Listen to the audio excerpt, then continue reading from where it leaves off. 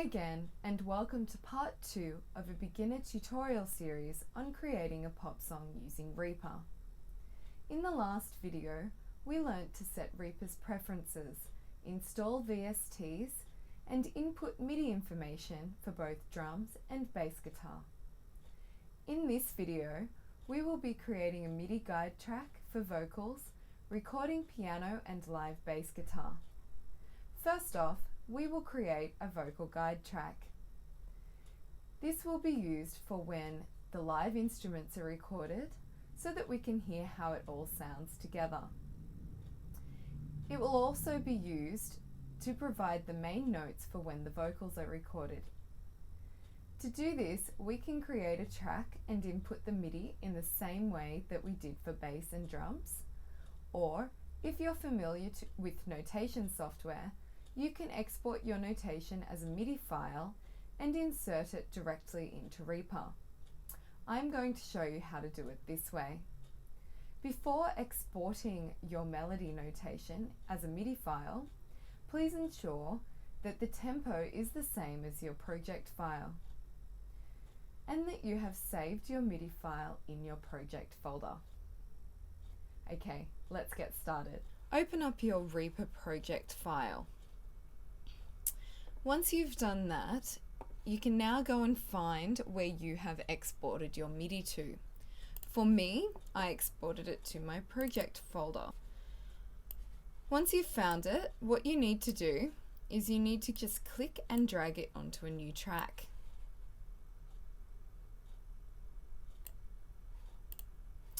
It will come up with something like this.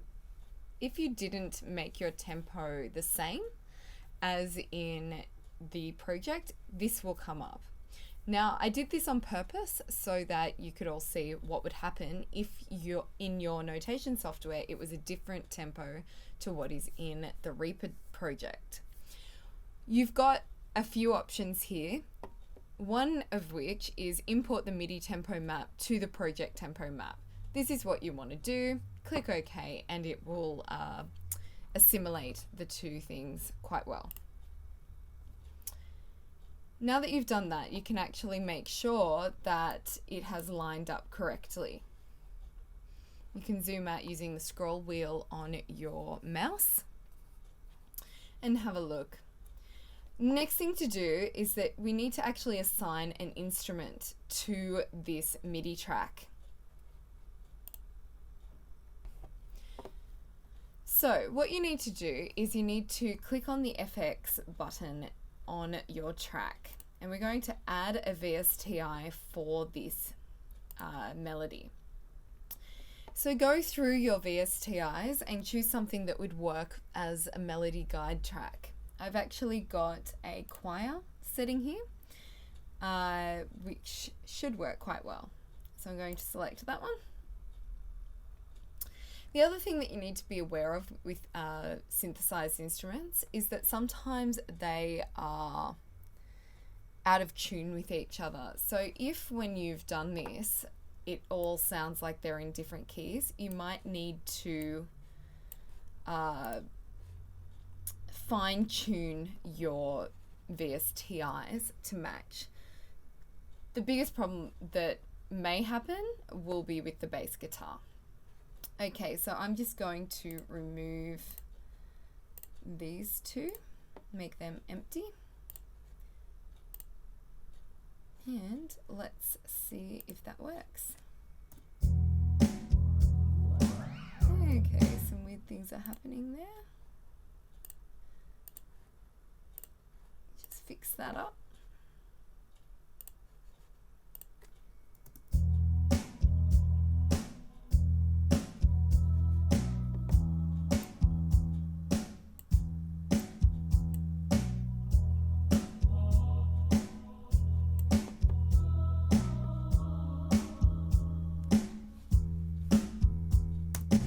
Okay, so let's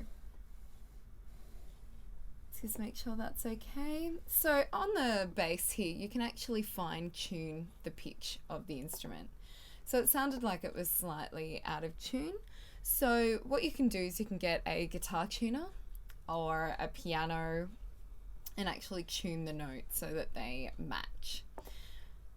So spend a little bit of time getting those right. Otherwise, when you go to record your other instruments and you're trying to tune to them, they won't be quite right, especially with the piano. Okay, now it's time to get the piano set up. Now that you've set up your vocal guide track, it's time to connect the piano and the keyboard to the computer. To do this, I'll be using an audio interface. An audio interface is a piece of equipment that takes the musical language and converts it into a digital language. I'll be using a Specialised 2-channel interface. And I've connected it all using 2 instrument cables.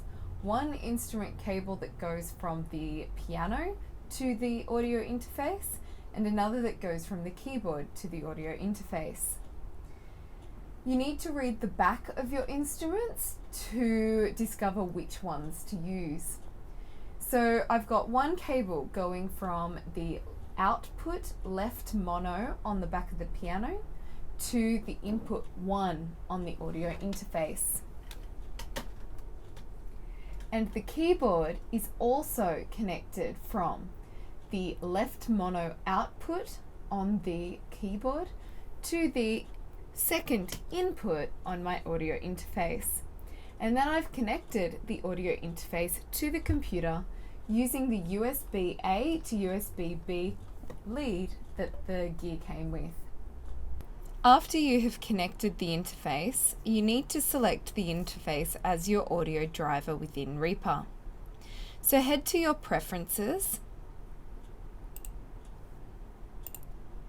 select audio, then select your driver or audio system.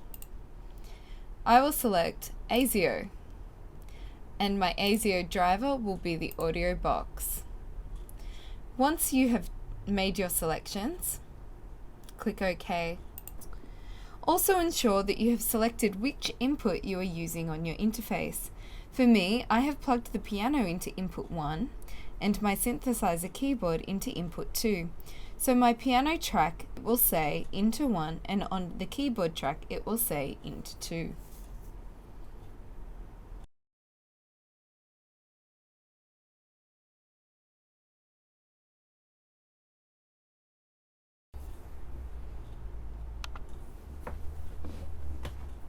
Three, two, one.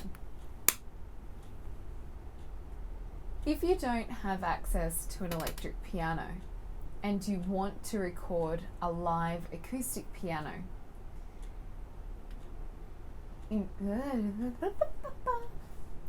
Three, two, one.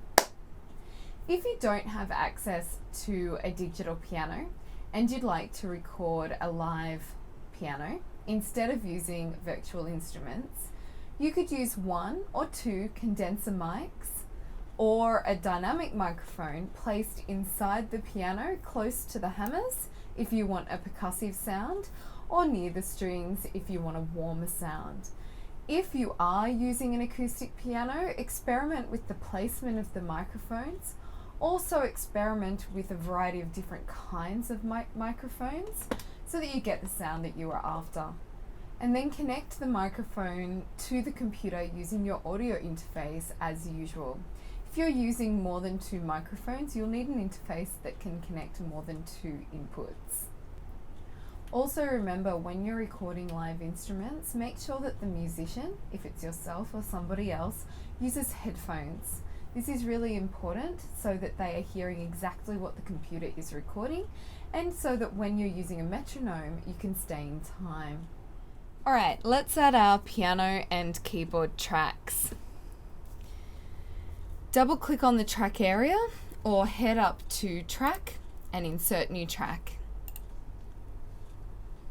You want to name your track for the instrument that you are using. So my first one that I will name, after double clicking on the naming area, will be piano. Keep inserting your tracks for all the keyboards that you'll be using.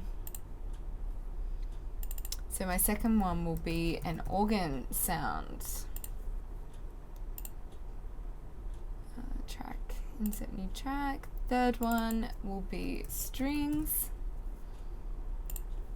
And the last one will be a flute. Okay.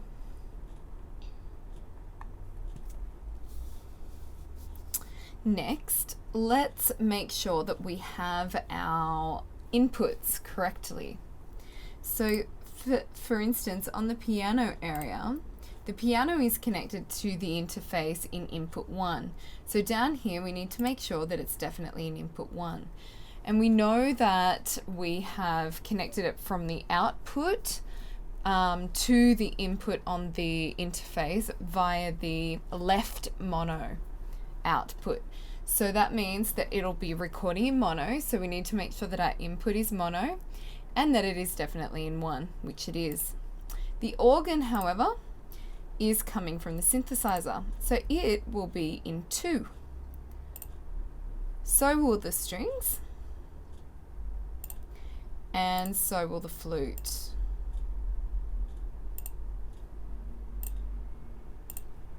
Okay, next we need to set up our metronome. First of all, left click on the metronome to enable it. Then right click on the metronome and this will bring up your metronome menu.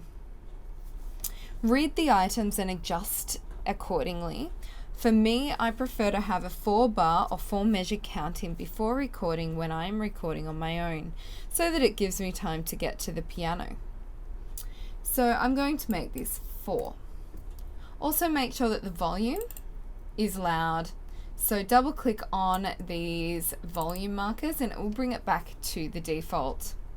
So for me, I don't want the metronome to run during playback. However, I do want to count in before recording, but not before playback. Make sure you've read all of the settings and then click the X to exit. Next, we need to decide how much we want to record. You can choose to record the entire song in one go if you'd like.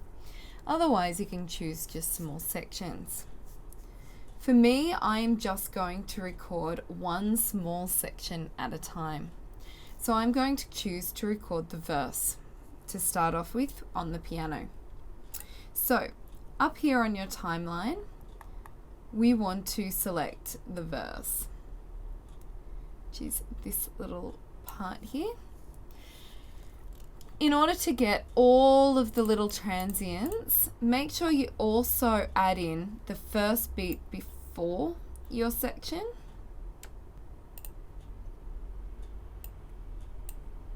and one beat afterwards. This ensures that the sound isn't cut off.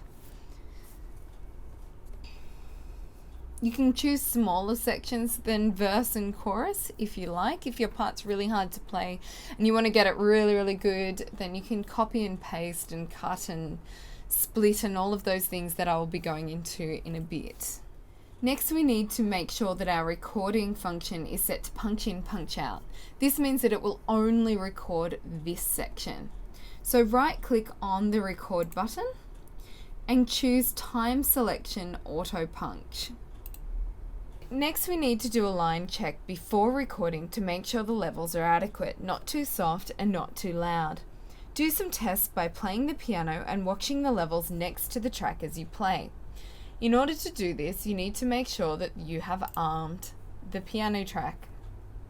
This little triangle down here will enable the person playing the instrument to listen as they play. So play and check the levels as you play. Try some chords as well.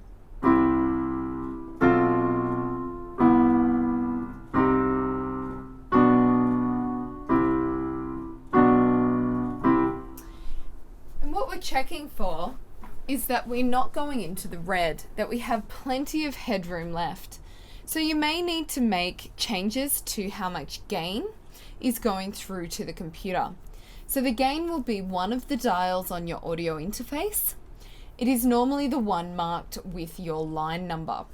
So check that your dial is adequately up or down. If you're going to the red, you'll need to minimize that. And that your actual instrument volume is set at around 12 o'clock. Now that we've checked all of the levels, we now are ready to record. So get your music ready, get your headphones ready, and hit that record button. It'll give you several count-ins, and then you'll be ready to go. Okay, here we go. Hit that record button.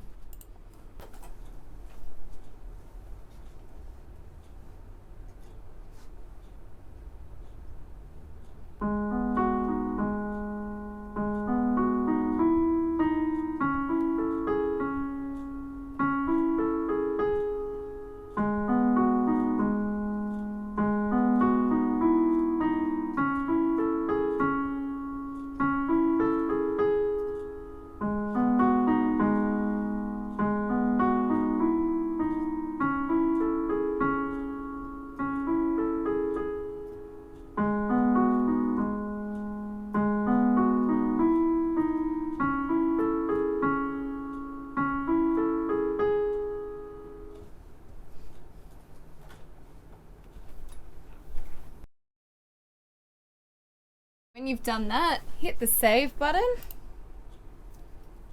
Okay, once you've got a finished product that you're happy with, make sure you hit save on the project so that you don't lose all your data. If you've made some mistakes, just click on the bit that you've recorded, hit delete, set it all up again and record again. You may need to do this several times until you have a product that you're happy with. Now, you need to follow the same process for each different section of the song and for each instrument track. As we are recording the upbeat to the section and one beat after the section, either record the sections apart from each other or drag the recorded track onto a different track line. So here's our recorded track. See how it's going over the edge here? Now, the end has cut off accordingly, so we can actually zoom in and trim up this track to start off with. So click on the line where it ends, zoom in, make sure it's definitely clicked there, and then you can hit the S button on your keyboard and that will split it. Now that that is a shade of grey, you can hit the delete button on the keyboard to delete. Then come back to the start and make sure that you can trim the start. Which I can because I started a little bit after the beat, but that's okay. Hit the split button, delete, zoom out. Now that that is trimmed up accordingly, we can now start to record the pre-chorus, chorus, etc. as we go along.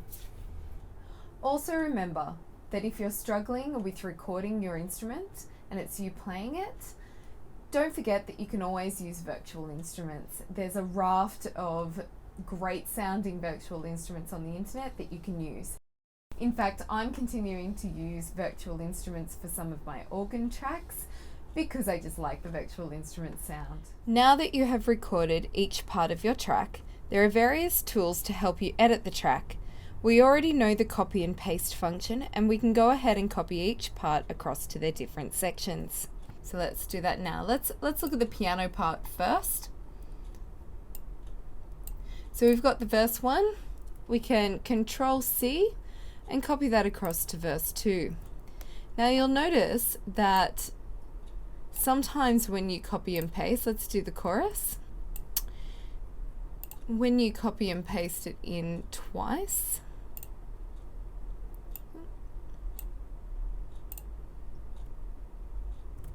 that it'll actually get this red arc happening here. Now this is the fade in and fade out. So what you want to do is you want to make sure that you're not cutting off any of this, so you can actually drag that so that it's less. But you're not losing any of your own unless you do that. So that'll do it. Okay, zoom out to make sure we've got it all. Okay. In the process of recording, this piano solo was actually removed. It's just one whole flute solo instead. Okay, let's come down to the organ part.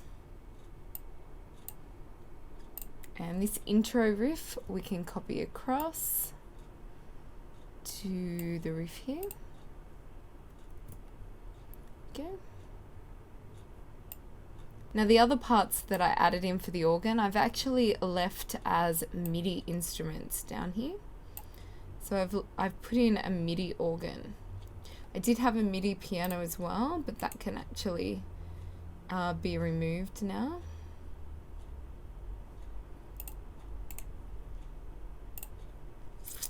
As can the strings. So I'm leaving this organ part in here. Okay, so go ahead and do that for each of the sections. Okay, now we've got the string parts to do. So if we head back to the start, we can see here that when I recorded, I moved them onto different tracks to avoid this when I'm recording. And all I need to do now is push it back and do the same here. Okay, so these being your fade markers, and when you hover over them, you can actually move the fade however way you need to, and you can see that it's affecting the actual curve of the sound. You can even change down the bottom here and affect it accordingly.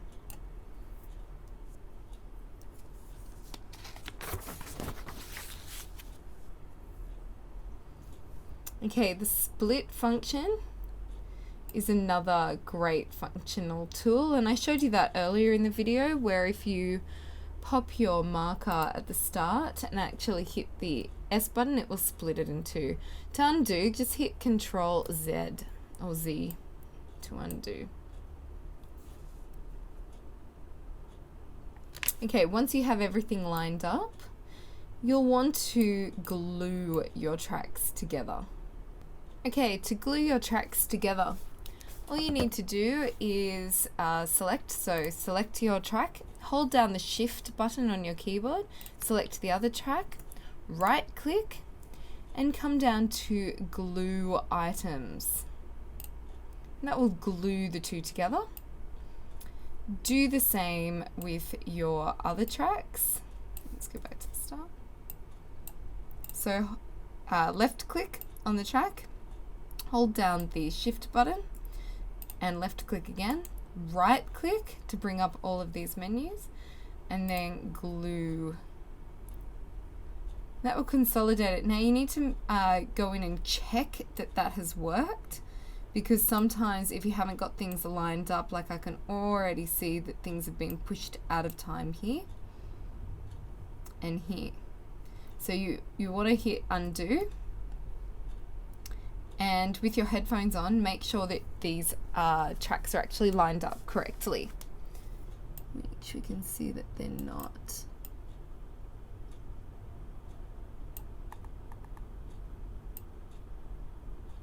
And make sure that's lined up. Okay, that looks correct.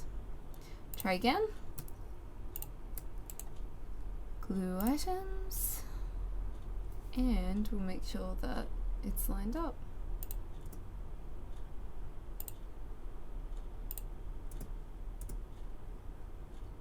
Alright, so once you've done that, do that same process of gluing the tracks together for each of your little bits on all of the different keyboard tracks.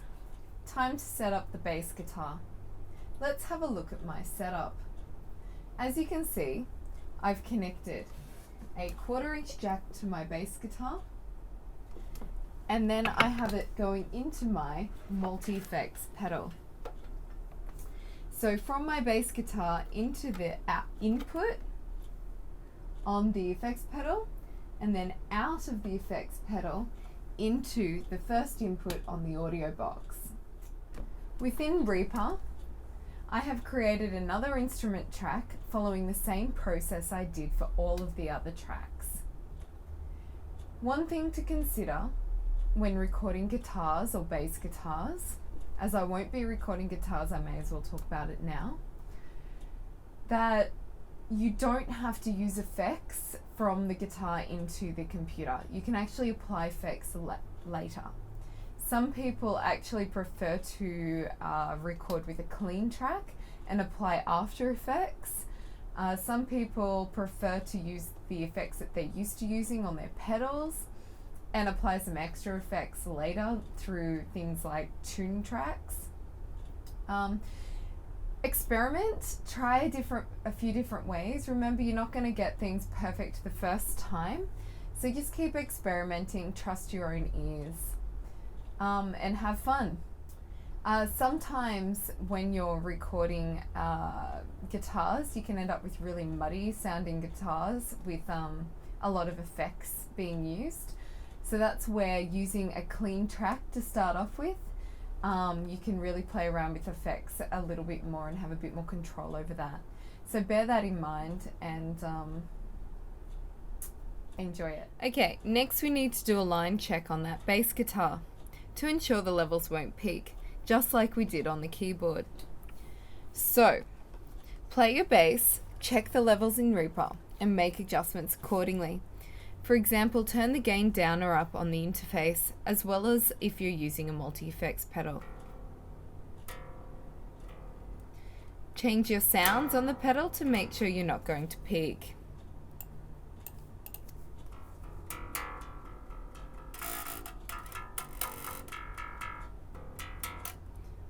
And do that several times on each of your sounds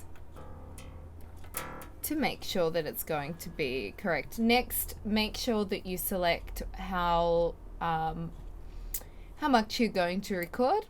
So I'm going to start at the verse again. And so I'm going to select that first bit.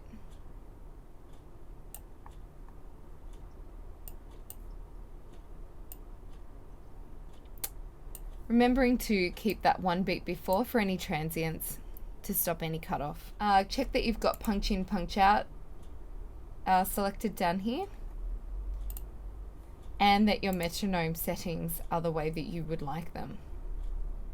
Once you've done that, hit the record button and record your sections.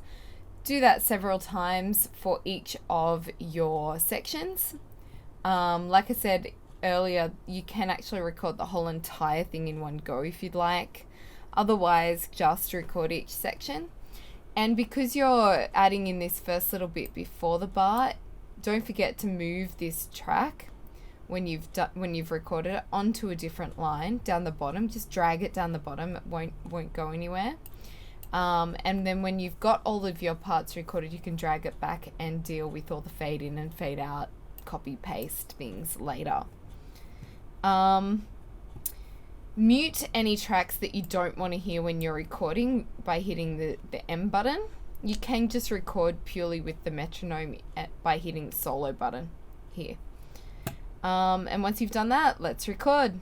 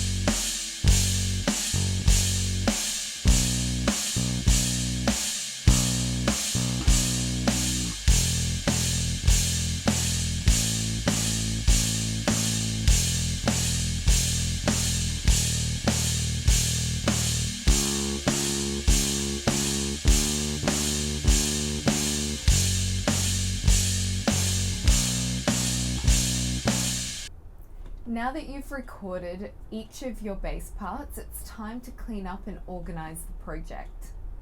Okay, move everything into position so that it all lines up.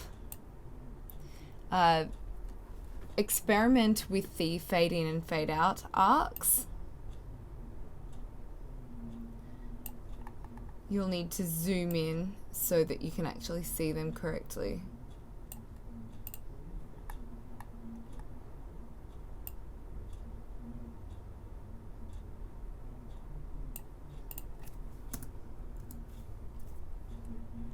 And then just hit play to make sure that it's all lining up.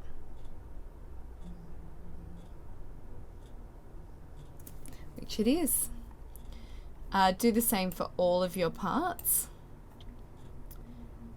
including these ones. Zoom in.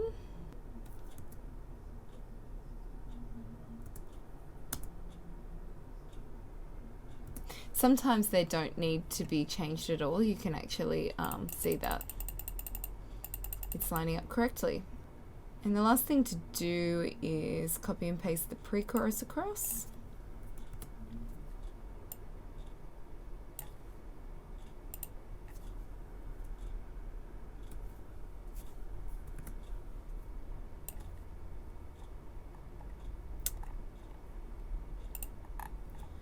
So these blend arcs actually help things become a lot smoother between the sections. Okay, the last thing that we need to move into position is the initial riff at the start. So we're going to copy and paste.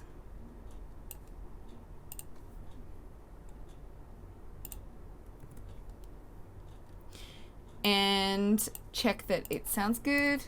And then we need to split the pre-chorus from the chorus so that we can copy the chorus in at the end here. So we need to zoom in to where we think the chorus is starting. Make sure that the track is selected and then hit the S button on the keyboard, which will split the chorus. And then we can copy and paste at the end.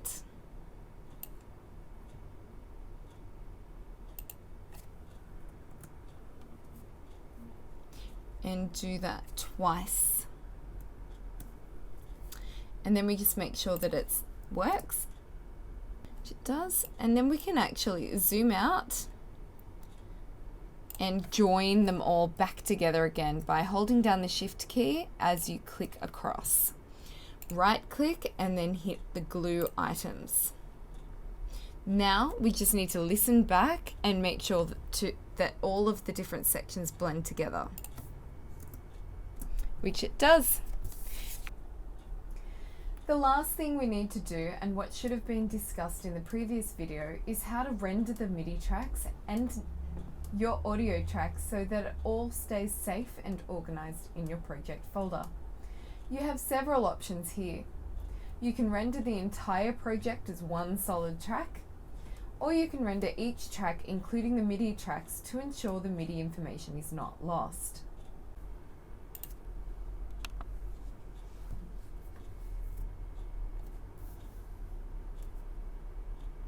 Okay, we need to render the MIDI track first. So drag your cursor across the screen so that then you've got the entire project highlighted. Hit the W key on your keyboard to bring it back to the start. Then make sure that you have that track selected. By clicking on it, go to File, Render, and up will come your render menu. Choose the render bounds, which will be time selection.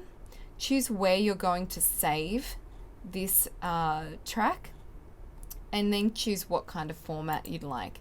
These are all of your different kinds of formats. So I will save mine as a WAV file, but you've also got MP3 and FLAC, as well as many others. Choose the bit depth or the quality, and then last thing to do is to actually click render one file, and it will render the file as I'm showing you.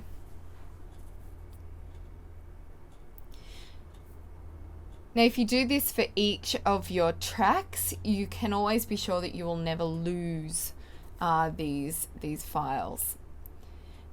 You now want to do that for each of your file types for MIDI. Your piano and live instruments will already be saved as a WAV file within your project folder.